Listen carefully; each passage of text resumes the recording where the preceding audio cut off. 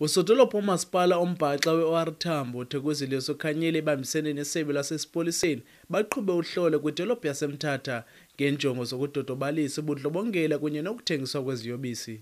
Usodolophu Sokhanyile uthi eliphulo nelibizwa ngokuba i-Operation Wanyatsotsi kukuncothula ubudlobongela kunye nengcambu. Ulisana ne-crime high esizawumane ke ngalo lonke ixesha sibaphathi yabo ukuze nathi sibabonise ngoba kufanele sibaxelele uba apha lwenziwe ulwaphulomthetho ngoba ngelinye ixesha siyazibona ezi zinto siluluntu ngoba nangokuna sinezinto esizibonayo apha apho kuthengiswa ifowuni, apho kubambe iintsangu, apho kubanjwe khona iimela.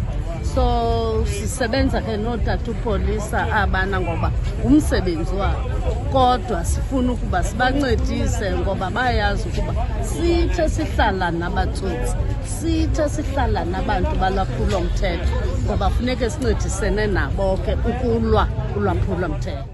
Ukanti olu qoqohlolo belungabhalelanga kwizigilamkhuba kuphela nabo bathengisa ezitaratweni ngaphandle kwempephavume. Must come here only when we have a permit. You know, must have a permit from KST.